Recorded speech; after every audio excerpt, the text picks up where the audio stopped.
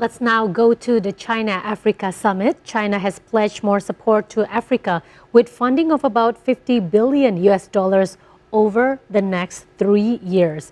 This commitment was made at the Forum on China-Africa Cooperation in Beijing on last Thursday, which leaders from more than 50 African countries are attending. CGTN's Wang Hao filled this report for TVRI World. Let's take a look.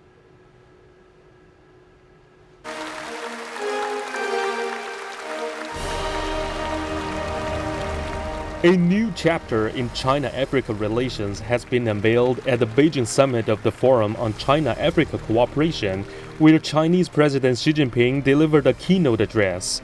He spoke of a deeper, more strategic partnership between the two sides, which have shared strong ties for over 70 years.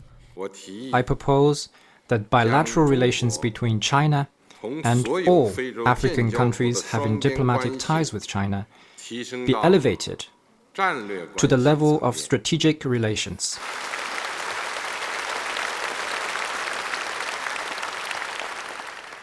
And that the overall characterization of China-Africa relations be elevated to an all-weather China-Africa community with a shared future for the new era. The theme of this year's summit is joining hands to advance modernization and build a high-level China-Africa community with a shared future.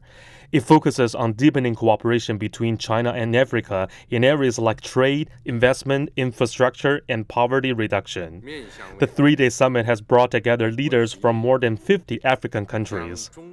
African leaders and the UN chief have called for closer cooperation to boost joint development. This relationship has transcended continents, challenges, and become a true testament to the power of mutual respect and cooperation. South-South cooperation is essential to build capacities and drive progress on shared development goals, while in no way reducing the responsibilities of the global North. And China's partnership with the African continent is the main pillar of South-South cooperation. Your joint efforts, based on the United Nations Charter, can create a new momentum for African development.